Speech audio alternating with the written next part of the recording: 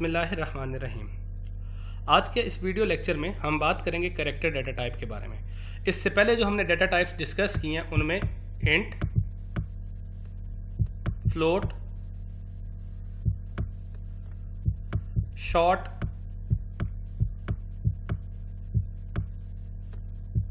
Long और double data types शामिल हैं। और नॉर्मली हमने जो प्रोग्राम्स देखे हैं वो इंट और फ्लोट डेटा टाइप को यूज़ करके हमने बात की है।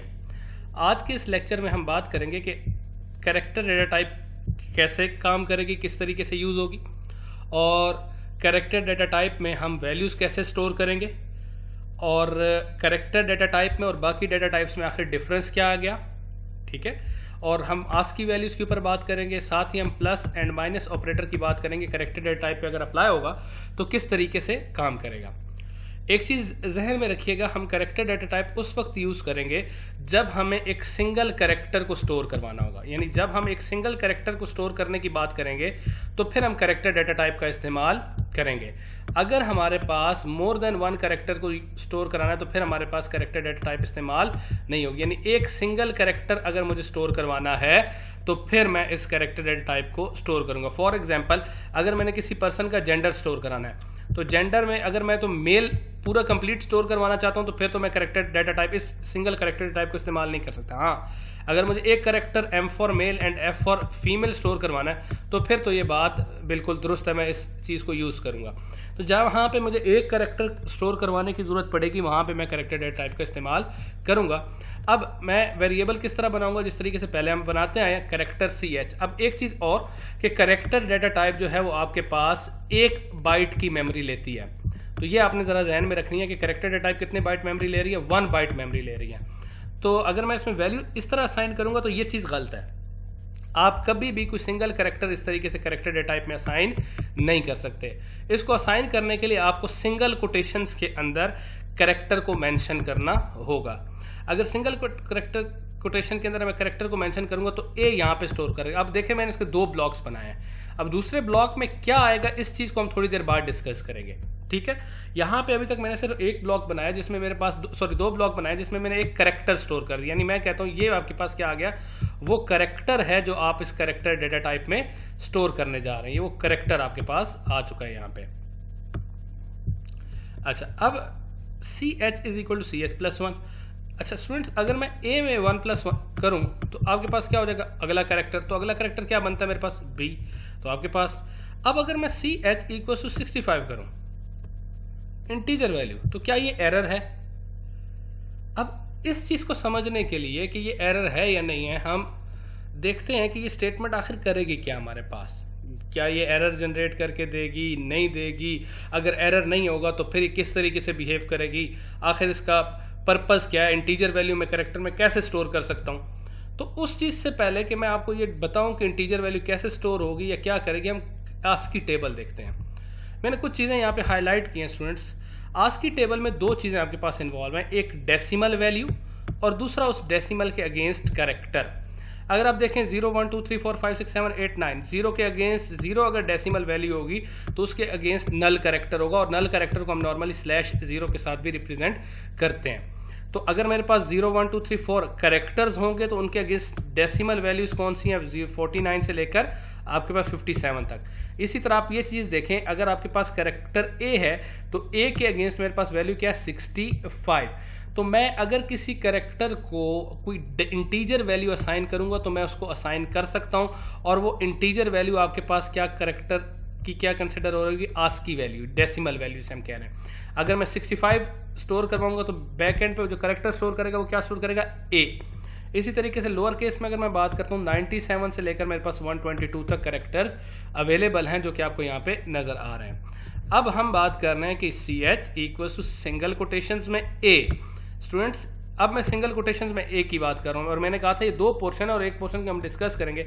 एक पोर्शन में आपके पास पड़ा होता है कैरेक्टर, और दूसरा जो आपके पास ब्लॉक है उस ब्लॉक में आपके पास मौजूद होगा उस कैरेक्टर की आस्की वैल्यू, कुछ ये। यानी हम बात कर रहे हैं कुछ ये 65। ए के अगेंस्ट अगर मैं आस्क की वैल्यू की बात करूं तो ए के अगेंस्ट आपके पास आस्क की वैल्यू, कैपिटल ए के अगेंस्ट आस्क की वैल्यू क्या है 65। कैपिटल बी के अगेंस्ट आस्क की वैल्यू क्या है 66। अब अगर मैं किसी कैरेक्टर, ये बात जो मैं बात बोल रहा हूँ ये बहुत इंपॉर्टेंट बात है, जरा सुनिएगा गौर से, कि अगर मैं किसी कैरेक्टर के ऊपर कोई इंक्रीमेंट का ऑपरेटर या +1 या +2 या +3 अप्लाई करता हूं, वो उस कैरेक्टर को के ऊपर नहीं अप्लाई होगा, वो एक्चुअल में अप्लाई होता है आपके पास उसकी आस्क की वैल्यू के ऊपर। 65 + 1, what's the answer? The answer is 66। 66 किसको असाइन होगा? CH को असाइन होगा। तो CH में 66 का मतलब क्या हुआ? कैरेक्टर कौन सा बन गया? B बन गया। तो ये आपके पास अब B कैरेक्टर स्टोर करेगा। 66, what is 66? 66 is the ask की वैल्यू। तो मैं क्या कह सकता हूं? मैं कह सकता हूं एक कैरेक्टर डाटा टाइप में मेरे पास कैरेक्टर भी होता है और साथ में उसकी आस्क की वैल्यू भी मुझे। अगर मैं दोबारा XCH = 65 करूंगा तो 65 से मेरी मुराद क्या थी? A। तो 66 खत्म हो जाएगा आपके पास, ये किससे रिप्लेस हो जाएगा? 65 से। इसका मतलब है मैं कैरेक्टर को दो तरह से वैल्यूज असाइन कर सकता हूं। एक सिंगल कोटेशंस में, अगर सिंगल कोटेशंस में दूंगा तो इसका मतलब क्या हुआ? उसकी आस्क की वैल्यू है।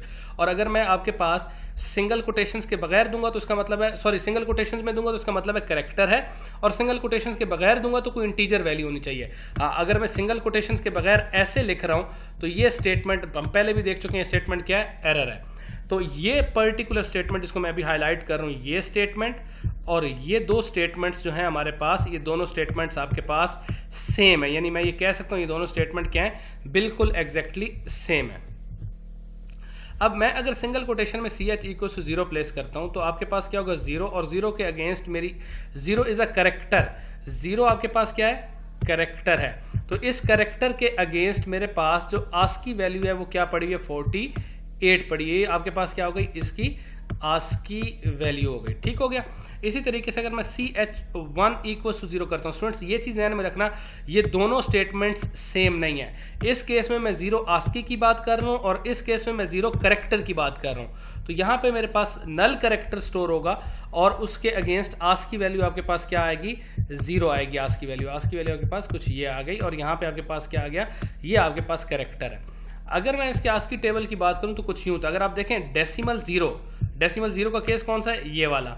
ये डेसिमल 0 के अगेंस्ट कौन सा कैरेक्टर है? नल। नल को मैं /0 से रिप्रेजेंट कर रहा हूं। और अगर आपके पास कैरेक्टर 0 है तो कैरेक्टर देखें, कैरेक्टर के कॉलम में अगर 0 है तो उसकी आस्क की वैल्यू क्या थी? 48। तो ये हमने यहाँ पे इस वक्त स्टोर किया। ये चीज ध्यान में रखिएगा कि अगर CH = सिंगल कोटेशन में मैं 0 दे रहा हूं और CH = 48 लिख रहा हूं तो ये दोनों स्टेटमेंट सेम है। ये स्टेटमेंट्स आपस में सेम नहीं होंगी। यानी अगर मैं लिखता हूं CH = सिंगल कोटेशंस में 0 और इज नॉट इक्वल्स टू, या मैं यहाँ पे लिख रहा हूँ, sorry, is not equal to CH = 0, इन दोनों की स्टेटमेंट्स, ये दोनों स्टेटमेंट्स आप में बराबर नहीं है। अब सिंगल कोटेशन में अगर मैं A लिख रहा हूँ तो A के अगेंस्ट आस्क की वैल्यू 90। अब अगर मैं किसी इंटीजर वैल्यू को कोई कैरेक्टर असाइन करूंगा तो कैरेक्टर तो असाइन होने से रहा, पर उसकी आस्क की वैल्यू उस इंटीजर वैल्यू को असाइन जरूर हो जाएगी इस तरीके से। यानी ये वाली वैल्यू उठेगी और इस ब्लॉक में आपके पास 90 वैल्यू आएगी। अगर मैं इस आस्की में इंक्रीमेंट करता हूं तो ये आपके पास क्या हो जाएगा? 90 प्लस, आस्की के नाम से मेरा वेरिएबल है, 90 + 1 आपके पास रिजल्ट, सॉरी 90 + 2 आपके पास आंसर क्या आ गया? 92। और 92 आपके पास कहाँ? अब मैं इसको असाइन कर रहा हूँ CH = A से क्या मुराद है? 92। तो 92 जब CH को असाइन होगा तो 92 आस्की में क्या कैरेक्टर पड़ा होगा? अगर लोअर केस के A पे आपके पास 90 है तो B का क्या होगा? 91 और C का आपके पास क्या होगा? 92। तो ये कैरेक्टर आपके पास क्या आएगा? यहाँ पे C आ रहा होगा। तो इस पूरे लेक्चर में हमने जो डिस्कस किया है आज के लेक्चर नंबर 4 में, तो लेक्चर नंबर 4 में हमने डिस्कस किया एक्चुअली यूनरी ऑपरेटर को, प्री इंक्रीमेंट, पोस्ट इंक्रीमेंट, एक इक्वेशन में ये किस तरीके से इस्तेमाल होंगे। सॉरी, लेक्चर 7 में, वीक 4 के लेक्चर 7 में हमने बात की है। प्री डिक्रीमेंट आपके पास क्या है और पोस्ट डिक्रीमेंट क्या है, फिर करेक्टर डेटा टाइप के बारे में हमने बात की इसी क्लिप में कि करेक्टर डेटा टाइप क्या है, आस्क की values of a character type क्या है, और किसी करेक्टर टाइप पे अगर मैं एडिशन एंड सब्ट्रैक्शन करूंगा एक्चुअली वो किसके ऊपर अप्लाई हो रही होगी? उसकी आस्क की वैल्यू के ऊपर अप्लाई हो रही है। जिस तरीके से हमने अगर यहाँ पे कोई एडिशन और सब्ट्रैक्शन कर रहे हैं तो एक्चुअली में वो कहाँ पे अप्लाई हो रही है? उसकी आस्क की वैल्यू। तो आई होप आपको ये सारी बातें क्लियर हो गई होंगी। इस क्लिप के अंदर हमने एक्चुअली में करेक्टर डेटा टाइप को फोकस किया और उसके ऊपर वैल्यू स्टोर करना और आस्क की वैल्यूज गेट करना और अरिथमेटिक ऑपरेशन परफॉर्म करने के बारे में सीखा है।